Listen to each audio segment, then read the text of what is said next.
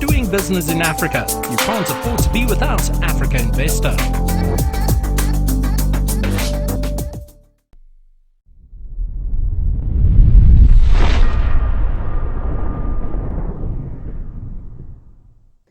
So as Hubert said, we've now heard about some pledges, we've heard about commitments of finance, commitments of investment from our introductory speakers. In the second panel, we just heard about how we bridge the gaps between investment and projects. Some of you in the audience might be wondering what exactly are those projects? Where do they exist? And how do we scale the project pipeline? So we're going to move into another panel session, but this one is actually a showcase panel. It's more than just a panel, it's a showcase panel, where we're going to talk about projects at the country, regional, and Pan-African level that act as investment initiatives for the Earthshot. I'm going to invite none other than Dr. Kande Yinkela to the stage, the former United Nations Under-Secretary General and the Special Representative of the Secretary General for the Sustainable Energy for All. Kande is obviously a person who reminded many in the room. Kande, welcome to the stage.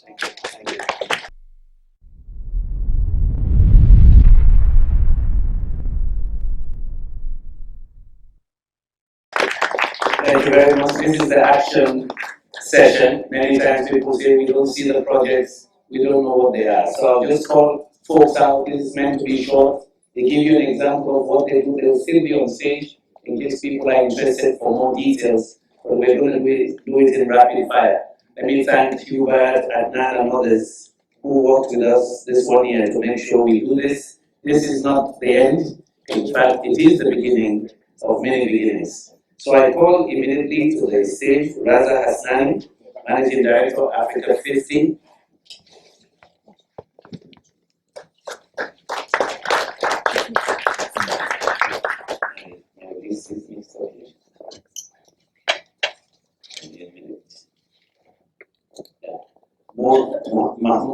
Dr. Mahmoud Mohideen, UN Climate Change High-Level Champion for COP27. Dr. Lazarus Abanzo, CEO Infracom. Banjira Matai, Managing Director of World Resources Institute. Hussein Al-Nawaz, Chairman, AMIA Power. Dr. Christian John, Green City Alliance. Same Senuda, Chief Investment Officer, AFC. Thank you. Sergio Pimenta, Regional Vice President for Africa International Finance Corporation. Represented by Mohammed Goulet. Mohammed is in the room. Please come in, Mohammed. And Imeka Orebi, Regional Director of Africa Sustainability.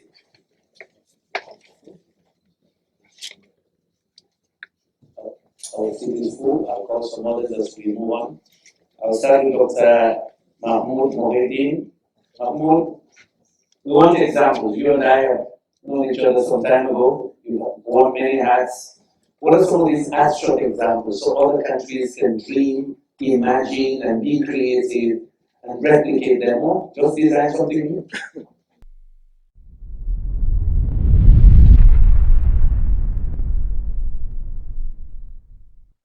Right. Thank you so much. And I'll give you practical examples of that difficult question that was raised in the previous panel. That about the two questions on both, they are right. We have the projects where are the assets and the flows of funds. We have the assets and the flows of funds where are the projects.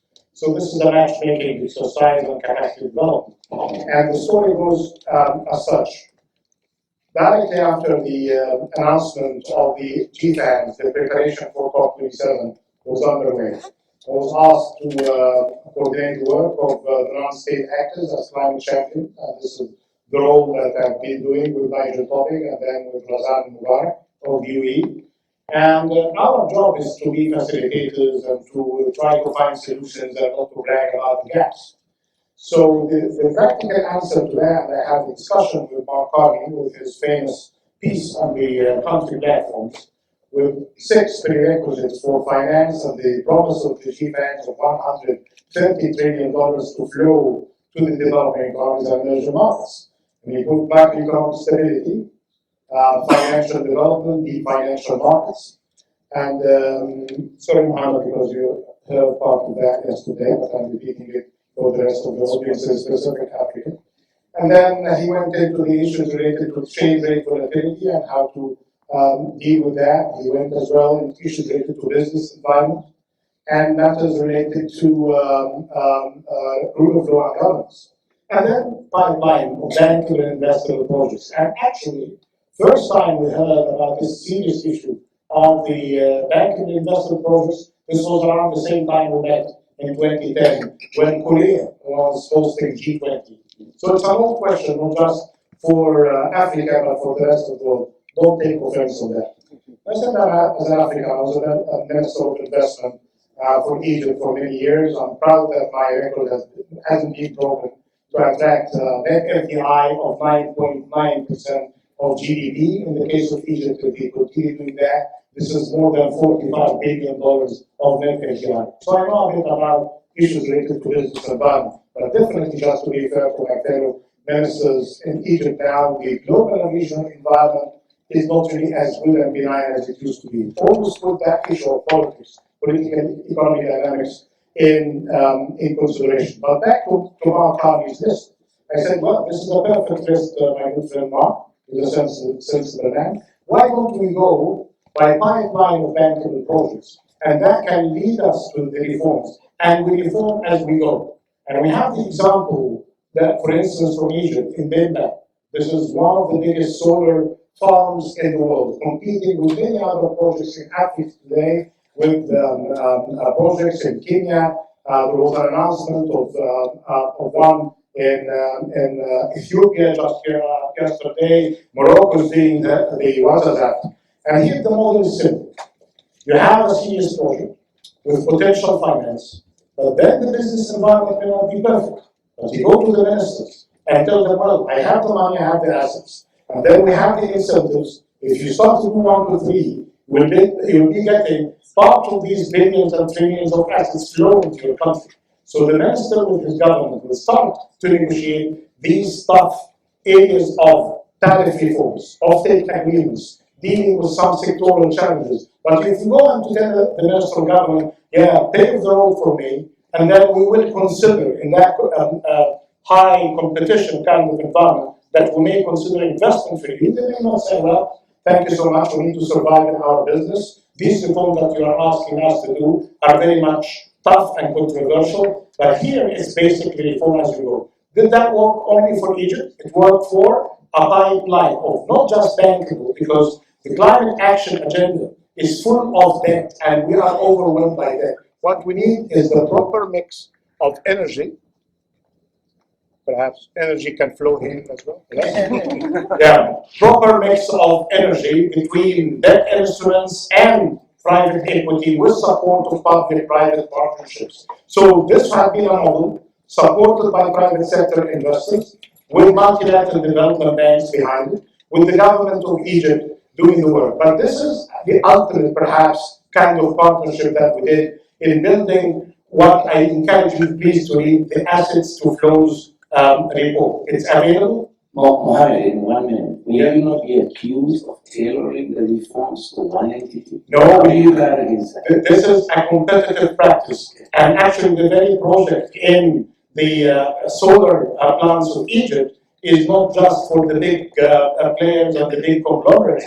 You have medium-sized enterprises, you have mega projects of investors. And I like to encourage you, please, read the pipeline of investable projects in the case of Africa. And many of the project managers, project owners are with us here today. And this is basically for those who say that we don't have bankable investable projects, we have 408 confirmation that you are wrong. There are bankable investable projects in different stages of development ready for your engagement in the field. couple of days ago, we were in an African meeting. President Ruto took the stage, and he demonstrated, we were in that meeting when he started to list opportunities country by country, project by project. I'm happy and proud that many of these projects are already in our pipeline.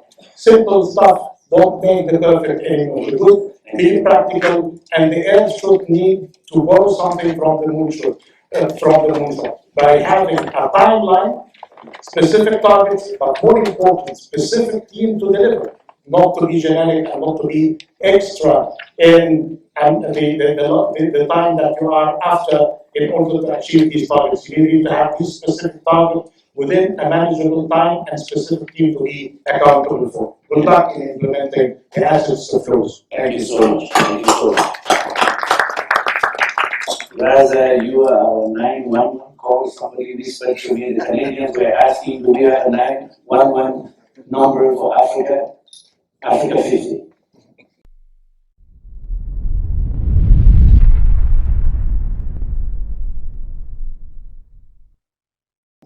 Thank you. I guess in a way we are, but perhaps let me just give you a little bit of context on who Africa 50 is.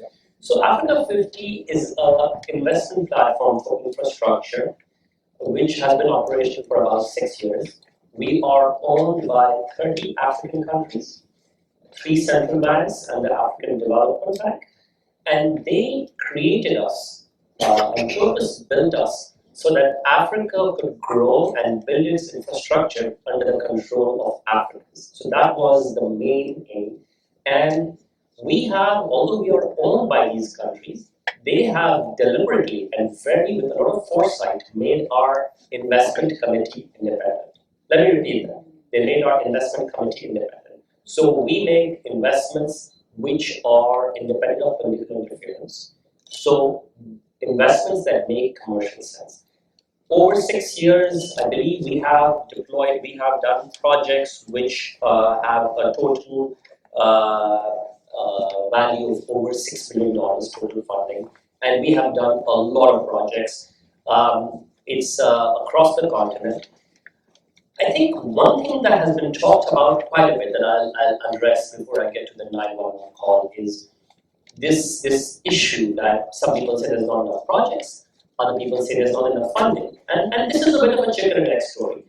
But if you really get down to this, what is the actual issue? As a lifelong financier, I know that a positive IRR project will always attract capital. So there is no shortage of capital. If you have a positive IRR project, capital will find you. You don't need to look for capital. So the issue is that it's difficult to find positive IRR projects. So Africa 50 has built in-house a project development team, which is highly resourced as opposed to many companies which do not have those resources. And we build projects from the ground up also. And when those projects are built without cutting corners, then the business I run invests the late stage equity into it. So that is a way of getting this done. Now, the real problem really is, and this is something where MDBs can come in, is the problem is that, as Vera said, the ultimate customer often does not have the ability to pay for the service or the goods that are to be provided. So that's where blended finance comes in. That's where MDB support comes in. Those are very, very important. I'll just give a sense of how we are able to sort of de-risk projects. So even though governments own us, they're not going to do us any special favors, and we are not going to ask for any special favors. But the perception of risk in Africa is far greater than the reality of risk in Africa.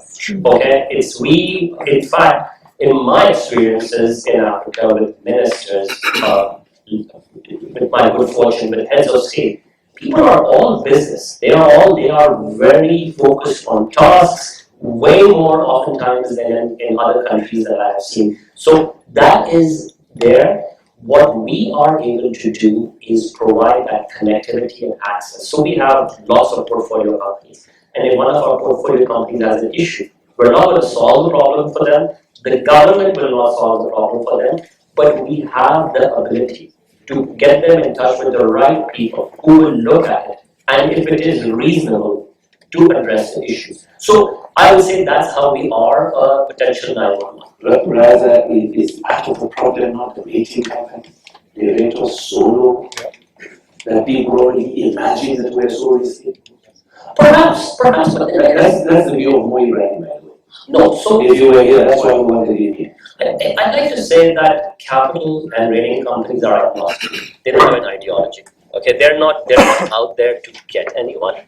The issue is, for example, if you have an FX issue, okay, now the basic rule of project finance is that any risk should be held, should be owned by the entity that's best able to cover it.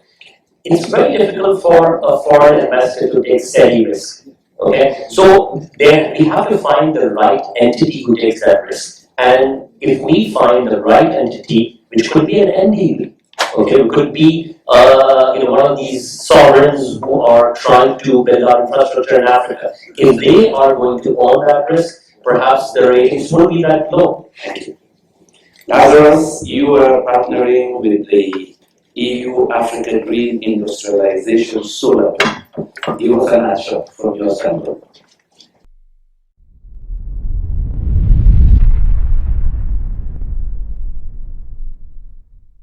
Thank you very much, Your Excellencies, ladies and gentlemen, and co-panelists. So the Infrastructure Corporation of Nigeria is a government-backed equity infrastructure fund that is managed by the private sector, structured as a hybrid of both a fund of funds, but also can invest directly.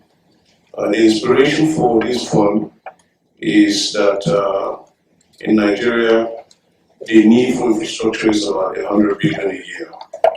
The government is spending about 20% of that. The private sector with lots of pension for the city on defense.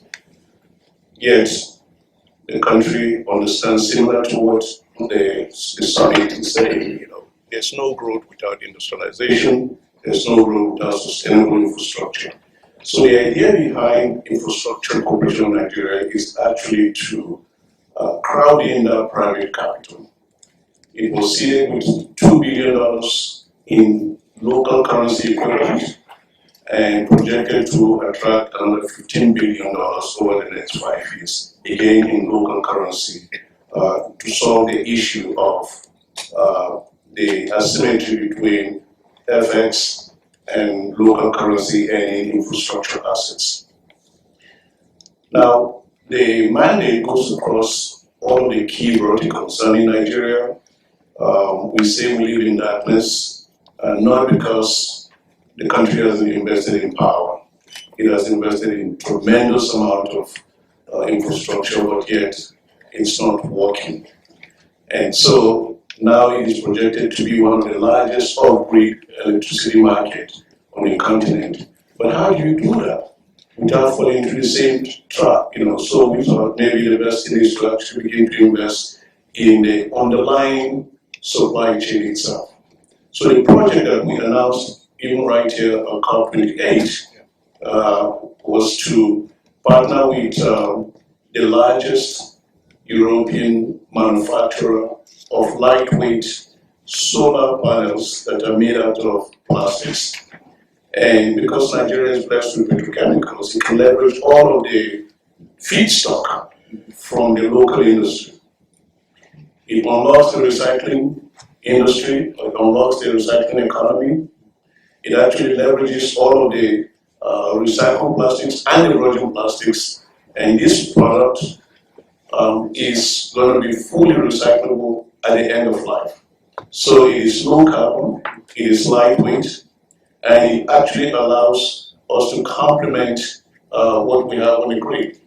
And this is a partnership between a Dutch government and the Pan-African Green Infrastructure Investment Bank.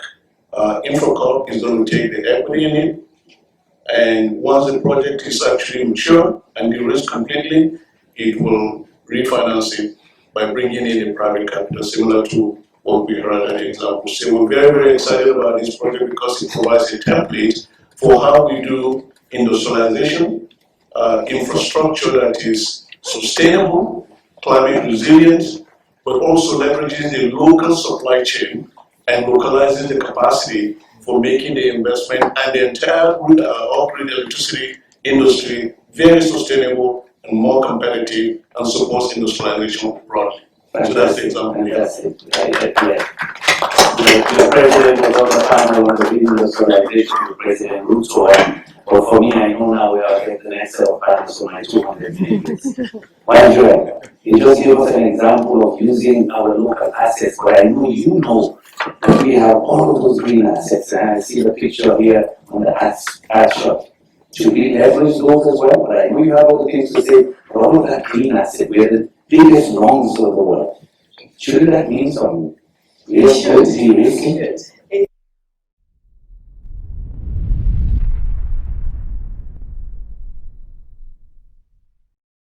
It absolutely should. I must say a lot of what has been said before applies, and in fact what Vera said about the need for jobs, the need for the employment and economic muscle is really what the Africa investment shot is about. I mean, we have a confluence of significant things happening on the African continent. We are told the best solar potential in the world, but unfortunately, the funds and money is not flowing where the sun shines. Less than 2% of all investments in solar globally flow to the African continent. That has to be part of the Earthshot. You look at the green manufacturing, critical minerals needed for the renewable energy sector, cobalt, coltan, majority of those assets found on the African continent. And the commodities side alone of that value chain, valued at about 7 billion, is where we've played historically. But this Earthshot is demanding that we move up that value chain closer to the 11 trillion that is the value of the critical minerals manufacturing side. And then, of course, the workforce. Nowhere in the world is there a faster and younger workforce. That's as to be found on the African continent. That has to be at the heart of this Earthshot. And then, my personal favorite, the largest restoration potential in the world. One of the things that the African Investment Earthshot is going to focus on, responding to the needs of the African continent, not necessarily looking farther. In fact, when you look at most of the successful entrepreneurs worldwide, they always respond to a local need, a local gap. What do we need? How do we fill that gap? We have the resources, we have the workforce, and begin to address that. And the restoration opportunity is significant. We're starting to see at the World Resources Institute through Restore Local, an initiative that is largely local but now going regional, and then of course with global partnership, that there are real opportunities in tree-based businesses, opportunities in the valuable nuts like macadamia, cashew, and others like gamma arabica, secret ingredients in some of the beverages that we consume. A lot of these resources will be part of what the Africa Investment Earthshot looks into. Thank you very much. The same North, Mia Paul was not here, okay. Dr. Christine Jean, Green City Alliance. What's your pitch?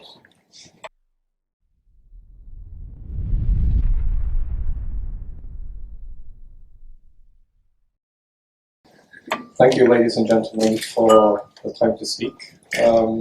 My pitch, Chris, I work for United Cities, although I'm very excited to be part of Dr. Dancer's work and the Just Transition Investors Alliance efforts towards green industrial cities. I would start simply by saying that we don't invest in projects, we invest in communities. And there's something about that approach, the very idea about a green industrial city that needs to be unpacked from the community level up, as well as from the macro level investment perspective down.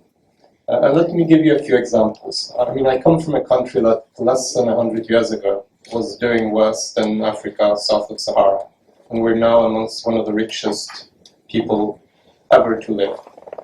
And this happened in the lifetime of my grandparents. So obviously that's something that we can share, and we can even speak about condensing this time.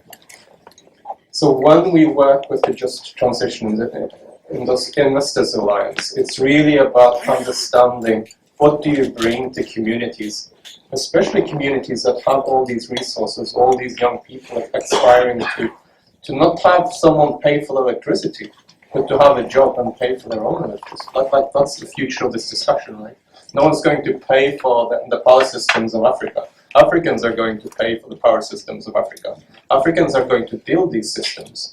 But unless you tackle that question of what are the constituent elements of these green industrialized cities, bottom up and top down, you will never have a serious conversation about the pipeline of investable projects. I'll give you a couple of examples.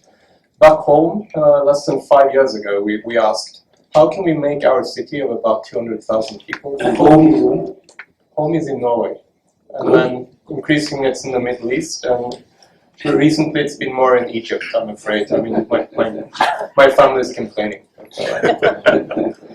So we asked ourselves questions like, how can we make a city produce more clean, renewable, and affordable energy than it consumes? And the capacity not just to ask these questions, but organize the types of public-private partnerships that this takes.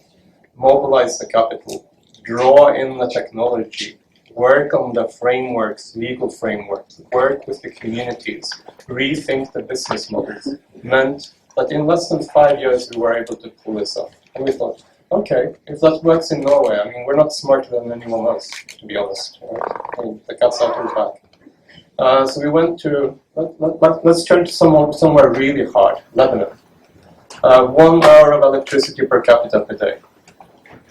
Very bizarre in a country that's so blessed with sunshine and natural resources and some of the best educated people in the world.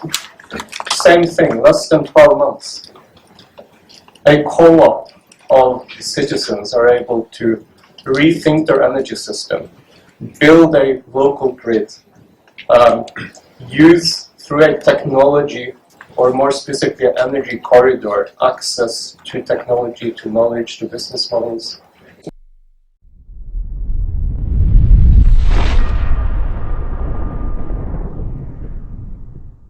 See some kind of background. We are a multilateral. We're owned by African governments and African banks. We started 16 years ago with $1 billion that was gathered by a number of governments to fill the infrastructure gap. In 16 years, it has been a fantastic success story. Our balance sheet now is $12 billion. We have grown tremendously. We have been profitable every single year since we were created. We have distributed dividends every single year for the last 10 years. And we aspire to become a $20 billion company in the next 4 or 5 years. Now, I want to take you from the billions and trillions to how we get things done on the ground. One important point, we're the second highest rated institution in all of Africa. We actually provide guarantees to the African government to save on their Eurobonds instead of going to the markets borrowing at 15, 16%. They can save 800, 900 basis points, but that's a separate issue. But you were talking about rating. So I want to give you a few examples of actual projects on the ground. And these projects are difficult, but our attitude is that we are not a checkbook. We are solution providers. And that's why I lost my hair. It's, it's so difficult to do projects in Africa, but it's also a very profitable process. So let me start with renewable energy first. 3 years ago, we had three renewable assets across all of Africa. And we said there is no way we will be that small in renewable energy. We have to be the largest player in Africa. And the way to do this is there's a number of things. 1, to find the right partners. 2, to have a mixed strategy of acquisitions, early stage development, turning concept papers into bankable projects and executing on them. Fast forward 3 years, we are the largest renewables player in Africa because we partner with we partnered with the right partners. We have Masdar as a partner, we have the Mansour family from Egypt, and we have EBRD. We made acquisitions in the projects that Dr. Mahmoud mentioned, the most successful solar project in Egypt. And now we have 15 operating assets with cash flows in South Africa, in Senegal, in Egypt, and Djibouti.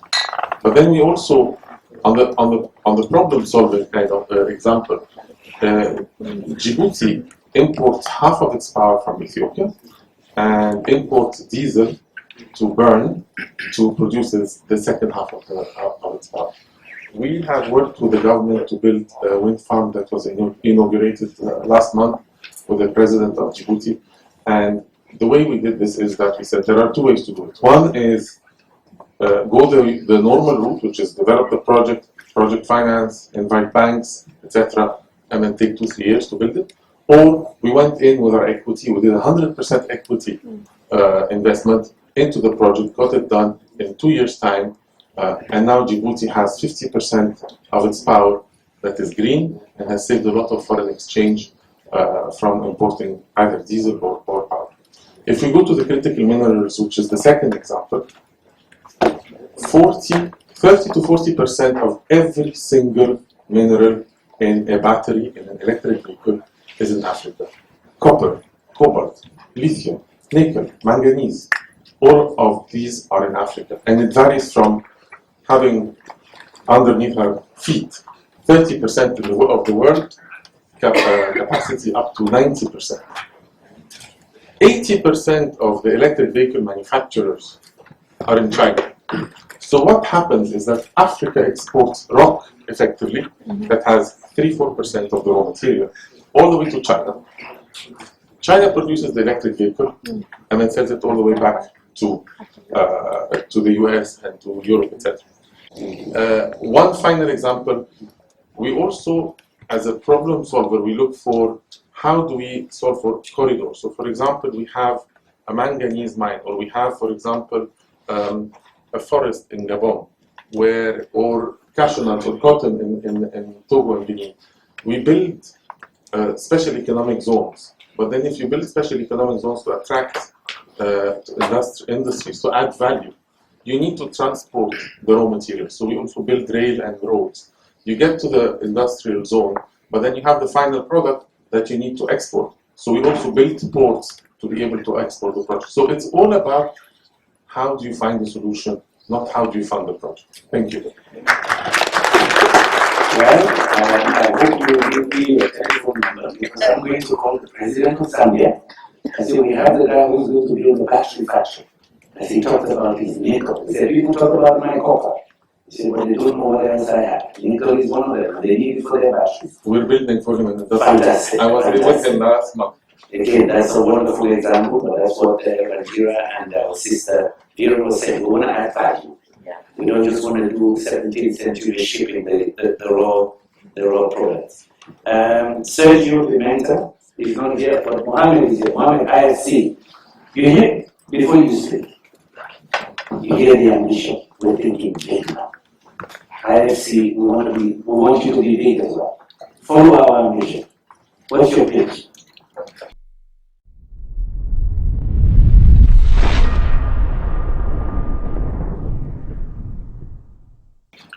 So thank you, everyone, and I think a lot has been said. And I would like to maybe contribute 2 or 3 additional points to the debate. So we talked a little bit about bankability, and we talked about projects that are looking for that money and money that's looking for the projects.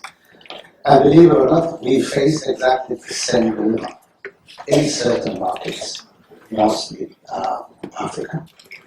A few years ago, and we set out to solve for this problem. And what we decided to do was not wait for promoters until they come to us and bring a project that's bankable. What we have set ourselves is, let's create an upstream investment vehicle where we deploy our own money to actually originate projects, invite promoters, spend money in the pre-feasibility stage. And if that converts into a project ultimately, with that water, we will be able to convert some of that investment we made up front into warrants or some kind of equity or something. Today, about 25% of our project pipeline comes from that stream pipeline that we create. So it's, you can wait, but you can also go and yourself become a promoter. So that was one way to look at it. Another topic that has come quite a bit is risk, and it's something that I hear very often, and I'm actually not a big fan of the word risk. What I would like to say is reducing the bankability gap that is inherent in a project for a number of reasons. It could be because of technology that's new, it could be because of risk, it could be because of scale, and you're starting small and you're not going to get to profitability until certain scale is reached, or a number of other reasons. Where I would appeal to governments and say you should not use concessional money for is to reduce the bankability risk that's associated with policy or regulatory risks. That one is one that governments can take care of, and nobody has to pay for. So my idea would be governments need to create a living environment and remove or reduce the risk that's associated with the policy or regulatory matters. What I would also like to perhaps add here is that bankability is, again, we look at local currency financing, we've talked about foreign exchange risk. And let me share with you, at IFC we have 60% of our capital that's actually allocated to our equity book. That equity book is 100% in local currency. So when we invest equity in Nigeria, we take Naira risk. When we invest equity in Kenya, we take Kenya shilling risk. So we have been taking foreign exchange risk on our equity book, which is significant for the last 50 years. You do indeed are subject to the volatility of currency markets. But if you have a good investment that gives you growth, you will make up for that, for that foreign exchange risk. And I think what we have to be very careful here is that the solution to all problems associated with foreign exchange risk should be to come up with some kind of concessional finance and eliminate it that way. Investments have to be made, and especially equity investments, with the understanding that you are subject to. Just like I'm saying to the governments, you have to remove the regulatory and policy risks. Investors have to be able to have that ability to take some of the foreign exchange risk. Thank you. You have one? I was just maybe going to add our own investments this past year. We have invested $2.8 billion in climate in FY23, fiscal year 23 IFC, in Africa. And 46% of our investments go out in the climate space. So there's a huge potential that's to be had here. I would like to though say that pension funds and life insurance and asset managers in Africa need to invest in projects that are productive and invest more there and invest a little bit less in government bonds and treasury bills that are paying for current year expenditure. That's where you need to go. Invest in productive assets. If I may just probe that for one minute with you and Mane, how do we do that? They're all buying treasury bonds, treasury. None of them are investing home. not in the energy space anyway. What do we do? One man. What should we do? What should we tell our presidents to do? I think the next governments have to maybe have a bit more. The Should fiscal. we legislate? No, the legislation does not work. But fiscal policy discipline helps. Fiscal policy. And then you see money flowing. Okay, that's true. But practically, shouldn't we say to our own national pension fund, our own national insurance company, that look, my friend, in 2 years, 5%, we're not saying 100, just 5%, you should follow our other banks and really put in key green infrastructure that are bankable. We're not saying charity. Shouldn't we legislate that? But Africa 50 is doing that. Africa 50 is doing that. Yeah. So I'm very glad to see that Africa 50 has mobilized pension fund money. And this is actually a good start. I wish My brother from Nigeria was saying it's not enough. But anyway, Mami?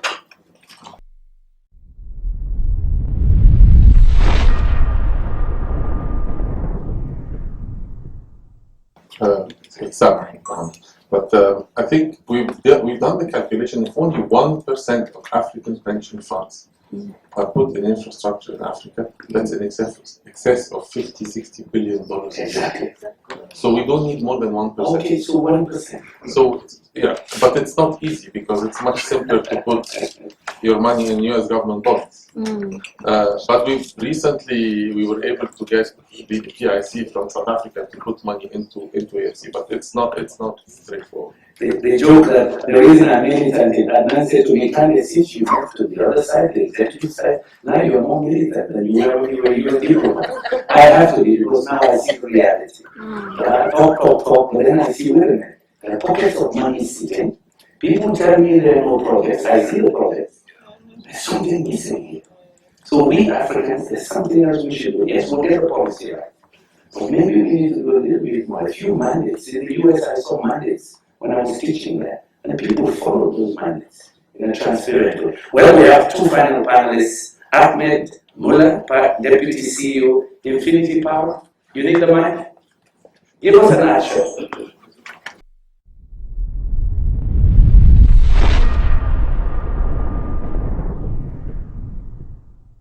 Good afternoon, ladies and gentlemen. Thank you very much. My name is Ahmed Mullah. I'm the Deputy CEO of Infinity Power. I'd like to thank Mr. Sameh Shinoda for mentioning our contribution and, of course, having shareholders like Africa Finance Corporation and Masdar gives us the perfect mix and backing in order for us to achieve our ambitions and desires. So, who are Infinity Power? Infinity Power is a platform that has been created by the illustrious shareholders with a vision of delivering cheap, affordable, sustainable, green electricity to Africa. Our ambition is to be the largest renewable energy player, and right now we have installed 1,300 megawatts of renewable energy projects. That's in Egypt, in South Africa, and Senegal. We have a very healthy pipeline of 13.8 gigawatts. That's in several African countries. We will be making an announcement with Africa 50 later on. I won't be spoiling the announcement by giving too much information, but we have an active pipeline, and in order for us to achieve this pipeline, we have to work very hard. We have to work on bridging the bankability gaps. We have to ensure that policy and regulation is there, that gives us and international lenders the comfort to work on these projects, but as well, our focus is on the communities.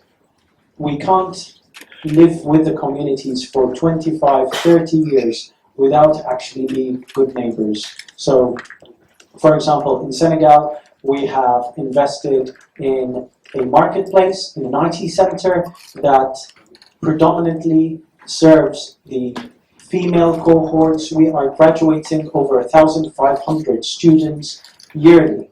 We're helping skilling up with transferable skills. So it's not just about renewable energy. we want to make sure that our contribution is positive. It's positive to Africa, it's positive to the environment, to the communities, and ensuring that Africa gets the electricity that it desperately needs in order to unlock its economic potential. I myself, I'm from Sudan, I am African, and it pains me to see my country at the moment not achieving its potential because of its lack of bankable policies in order to mobilize the funds necessary to invest in energy. This energy is needed for mining, for agriculture, for industry. And if we have that energy, we can reach and aspire to be amongst first world countries. Well, panelists have shown us that it is possible. They've given us real examples. That's what we wanted. COP28 is about action. There's more in the pipeline. We know that it is doable. It's all about scale, and we hope that we want to assure you that for us, the Africa Earthshot is a continuum. We will continue doing this. We'll take this back to COP29, but we want to do something intervening a period. We didn't want to wait till each COP to do something, and what we're understanding with Adnan and Sultan and Jabbar is we continue these conversations, possibly even regionally. But the idea is to make deals, to take this message to the sub-regions, see if we can also help to facilitate deals that can make a real transformation happen. At this point, I want to thank our panel. Business in Africa. You can't afford to be without Africa Investor.